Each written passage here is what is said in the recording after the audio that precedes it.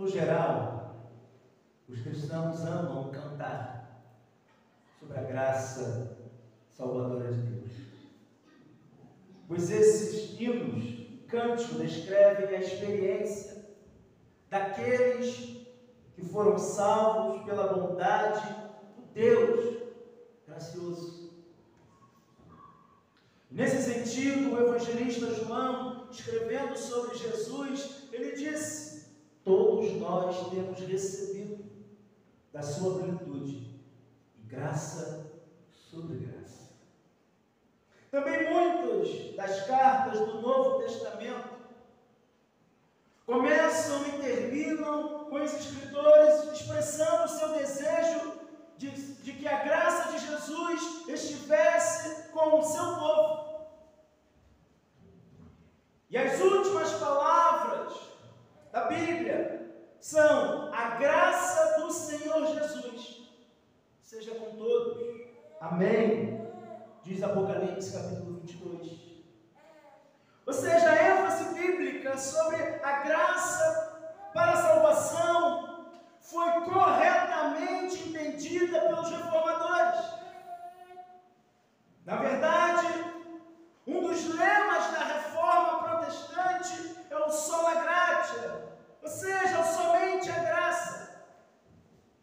Os cristãos são salvos somente pela graça de Deus.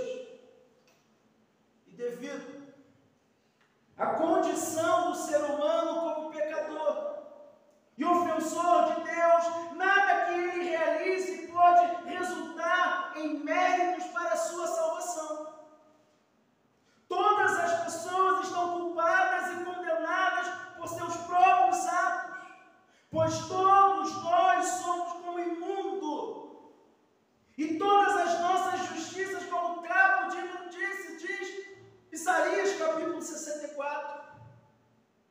O ser humano, meus irmãos, não possui nada que pode oferecer em troca de sua salvação. Ele nem mesmo pode cooperar com a graça divina para se salvar, pois ele está morto em seus delitos e pecados.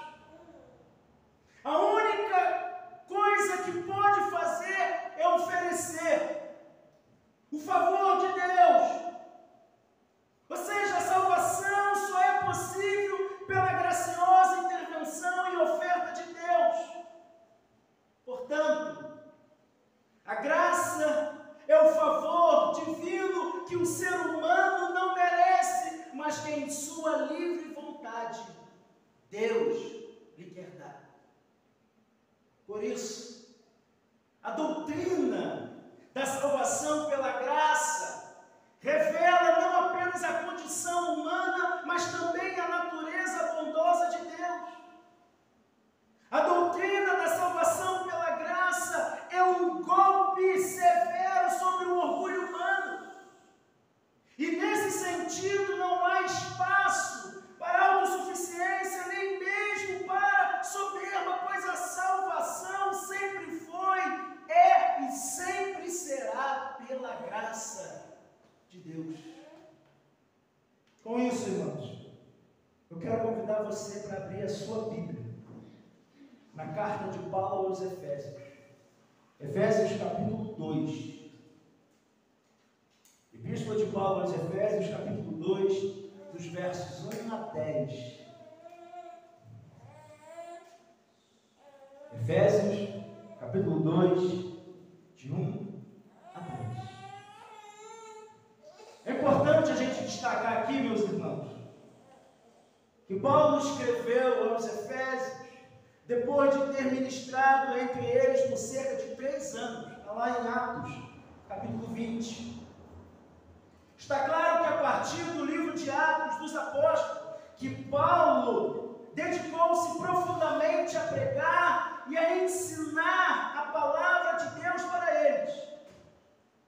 No primeiro capítulo da Epístola aos Efésios, Paulo leva-nos para os lugares celestiais, como diz o verso 3 do capítulo 1.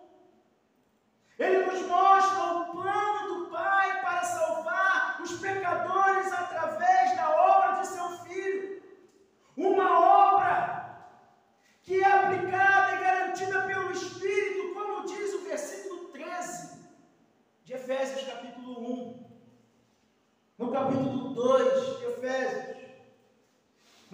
versos 5 e 8, Paulo destaca 2 vezes o fato de que, pela graça, sois salvos. A pergunta que precisamos fazer é: como é a graça de Deus? É evidente na salvação. E a resposta que vamos encontrar é: nós vemos a graça de Deus em evidência quando Deus faz com que o morto viva em Cristo. É por isso que o apóstolo Paulo começa dizendo assim, a partir do verso 1 do capítulo 2 de Efésios: Ele vos deu vida, estando vós mortos nos vossos delitos e pecados, nos quais andaste outrora segundo o curso deste mundo, segundo o príncipe da potestade do ar, do espírito que agora atua nos filhos da desobediência, entre os quais também todos nós andamos outrora, segundo as inclinações da nossa carne, fazendo a vontade da carne e dos pensamentos, éramos por natureza filhos da ira, como também os demais. Percebam, meus irmãos, que o apóstolo Paulo começa trazendo uma informação de extrema importância para nós aí no versículo 1. Ele diz aí: estando vós mortos. A palavra morto aí, usada pelo apóstolo Paulo, é a palavra grega necros, da onde vem a palavra necrotério. Essa é a condição daquele ou daquela pessoa sem Cristo.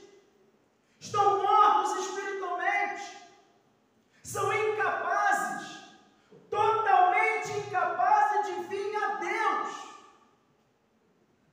Mas, meus irmãos, Paulo fala aqui de algo muito sério. Estar morto espiritualmente significa estar debaixo do jugo de 3 mestres que Paulo destaca aí. O primeiro mestre é o mundo, porque o apóstolo Paulo diz no versículo 2: segundo o curso deste mundo. O segundo mestre que Paulo destaca aí é o diabo, porque Paulo diz no verso 2: segundo o príncipe da potestade do ar, do espírito que agora atua nos filhos da desobediência. E o terceiro mestre que Paulo destaca aí é a carne. Paulo diz no versículo 3: segundo as inclinações da nossa carne. A palavra inclinações aqui, usada pelo apóstolo Paulo, é a palavra grega epitomia. Epitomia significa desejo que é proibido, luxúria. É por isso que Paulo diz: fazendo a vontade da carne e dos pensamentos, éramos por naturezas filhos da ira, como também os demais.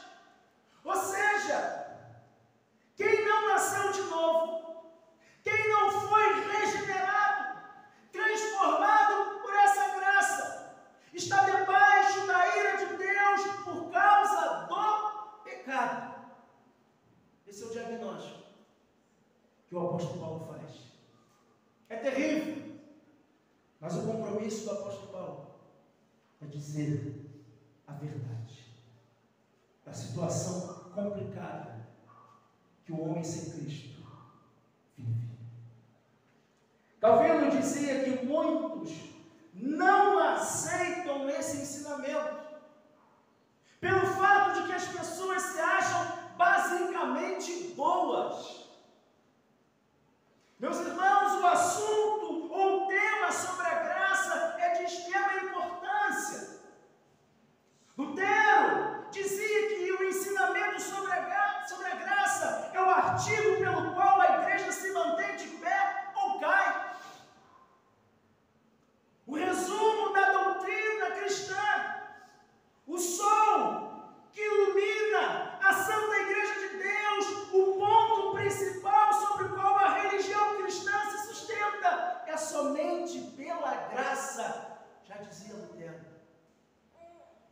Depois, meus irmãos, o apóstolo Paulo fala da situação do homem sem Cristo.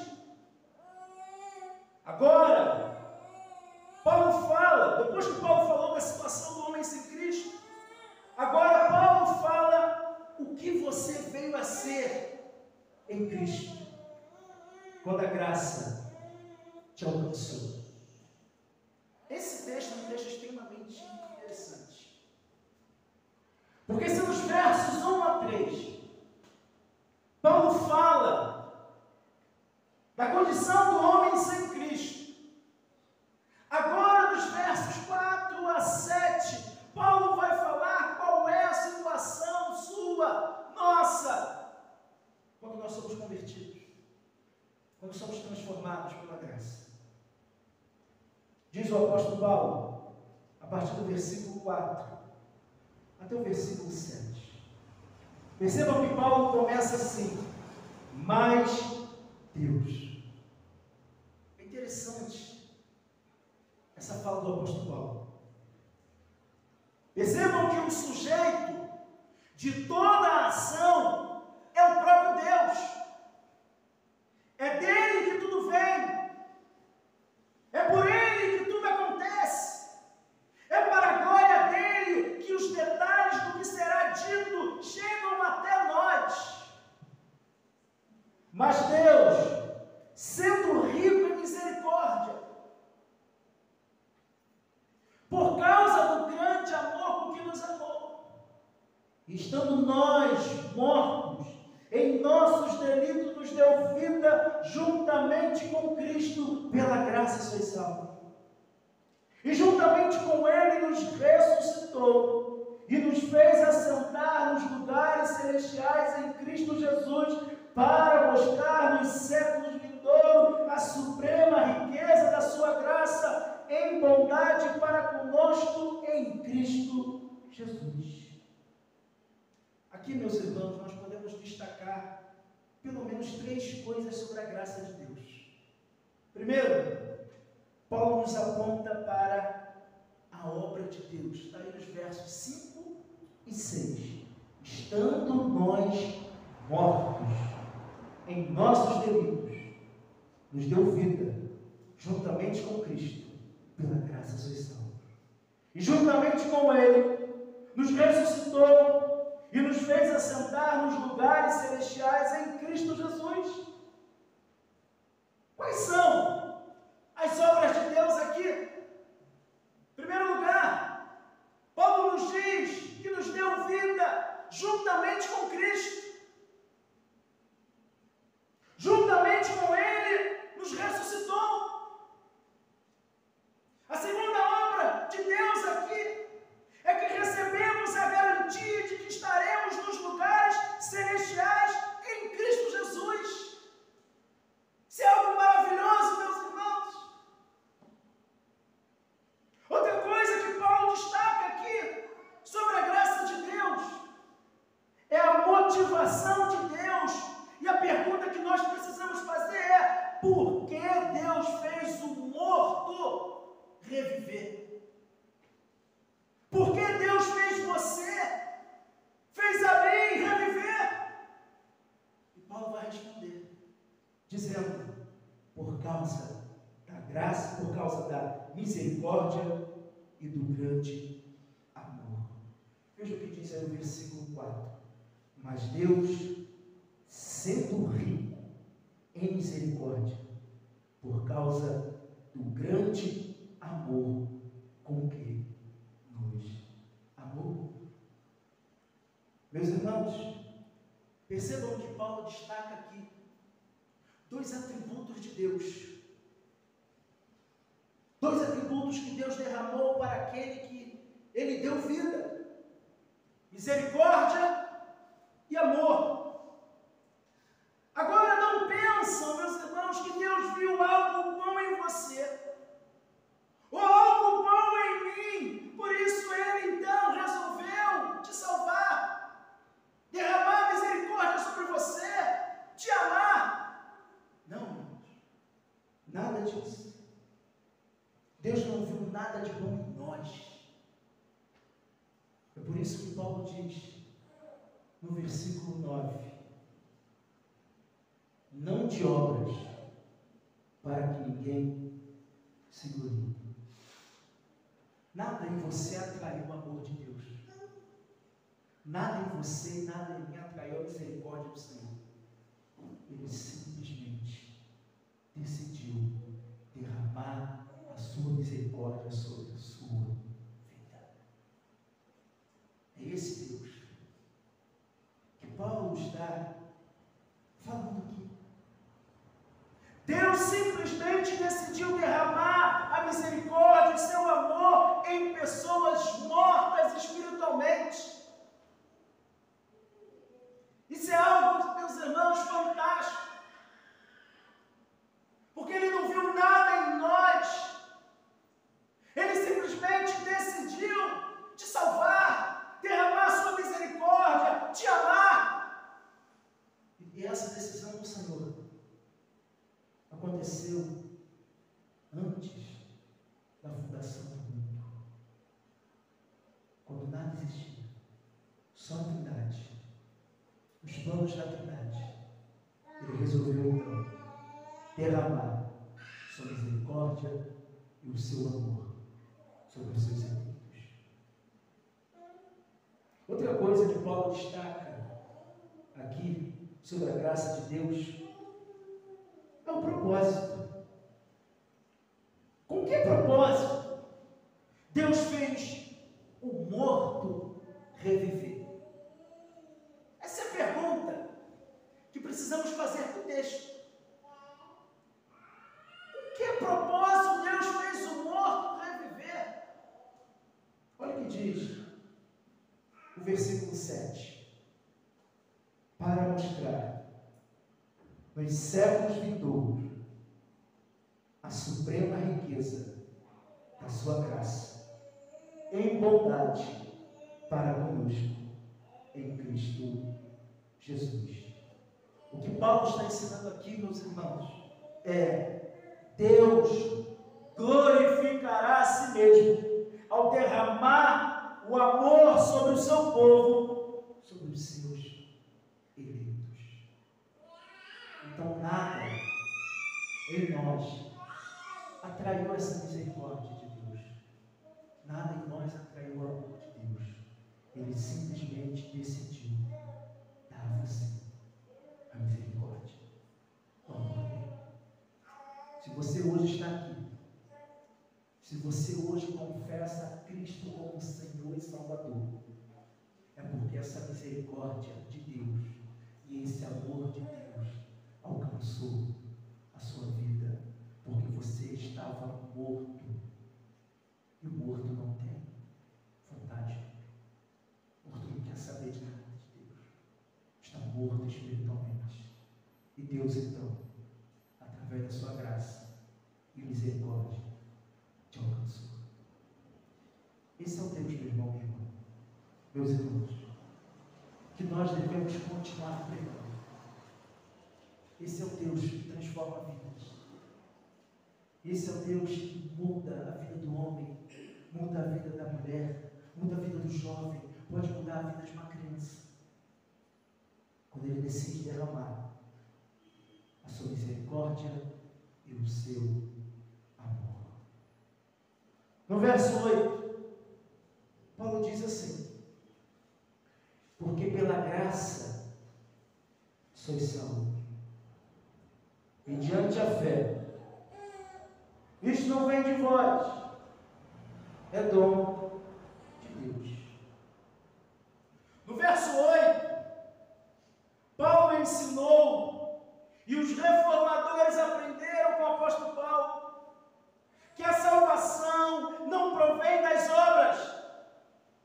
A salvação não tem a ver com aquilo que o homem faz, mas tem a ver com a ação de Deus. Pois pela graça sois salvos mediante a fé. É aquilo que nós acabamos de ouvir ainda há pouco.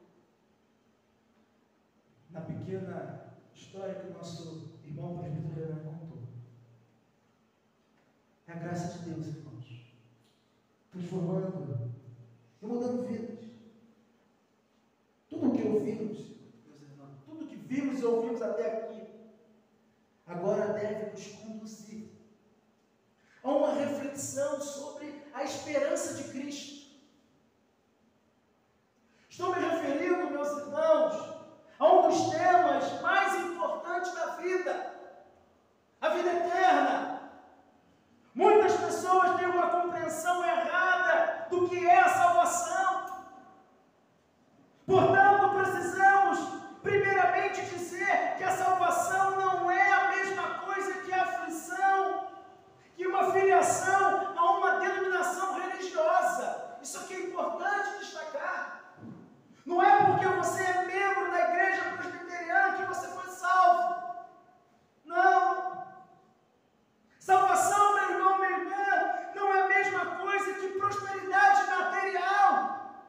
E hoje em dia a gente escuta muito isso. Não se fala mais do Evangelho da Cruz. Querem as bênçãos de Deus, mas não os Deus de Deus.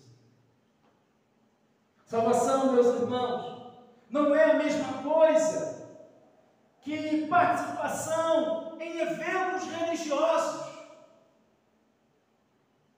E hoje, nesses dias aqui no Catarcione, nós tivemos eventos religiosos aqui, promovido pela Igreja Católica, celebrando ali. Eu escutei ali, eles fizeram ali montaram um palco bem colado ali no meu muro. E o som entrou ali na minha casa de 4 às 10 da noite. Foi complicado, muito barulho mesmo. Consegui ouvir de televisão nenhuma. Mas foi o tempo que eu fiquei ali, e ouvindo eles, ouvindo o padre falar, e ao mesmo tempo orando. Eu escutei o padre dizer assim: Maria é a surpresa de Deus. Como? Maria é a surpresa de Deus. E aí ele começou a falar. Irmãos,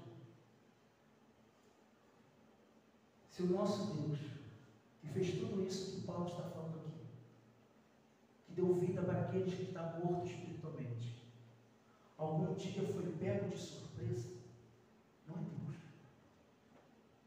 Deus não pode ser pego de surpresa. Então Maria jamais pode ser a surpresa de Deus. Mas o que falta para muitas pessoas é entender isso. Salvação não é a mesma coisa que participação em eventos religiosos. Salvação é crer e confiar somente em Jesus como Salvador pessoal. É o que o apóstolo Pedro diz lá em Atos 4,12: e não há salvação em nenhum outro, porque abaixo do céu não existe nenhum outro nome dado entre os homens pelo qual importa que sejamos salvos. Então, meus irmãos, salvação exige arrependimento sincero. A Bíblia ensina que todos pecaram, estão destituídos da glória de Deus. Portanto, sem reconhecimento de pecados e arrependimento sincero, não pode haver perdão de pecados. Por que Paulo começa falando aqui daqueles que estão mortos espiritualmente? Porque aqui Paulo está trazendo um diagnóstico do que a queda fez. Quando os nossos pais, os representantes da raça humana caíram, a morte e o pecado entraram no mundo. E agora todos os seres humanos, todos aqueles que não receberam Cristo como Senhor e Salvador, estão nessa condição que Paulo diz aqui: Ele vos deu vida estando vós mortos. É assim que se encontra aquele que não nasceu de novo, está morto espiritualmente. Por isso que precisa de Cristo. Por isso que Paulo começa falando de um diagnóstico terrível. Como está a condição do homem sem Cristo? Ele está morto espiritualmente. Não há nada que ele possa fazer que vai tirar ele dessa condição.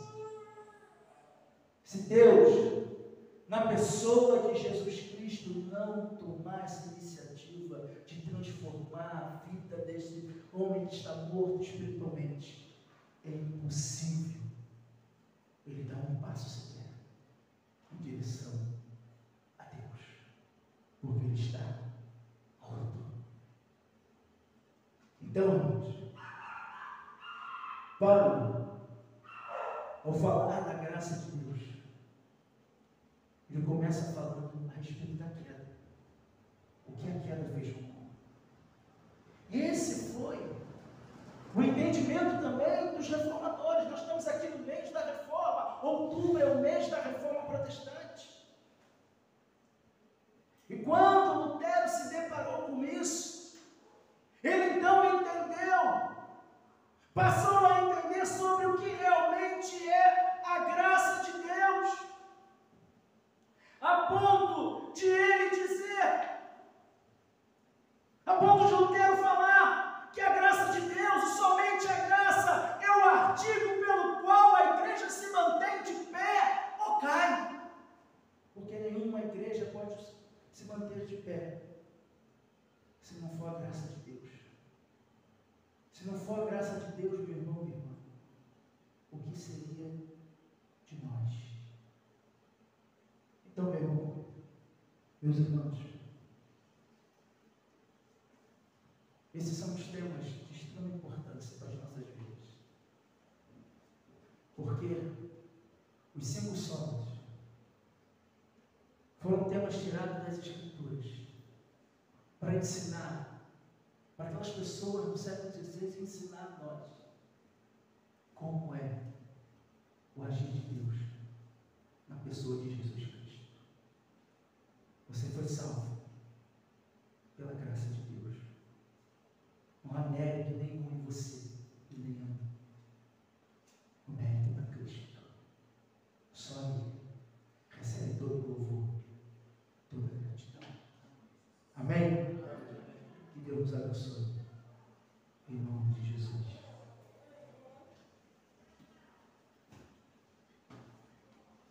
Irmãos,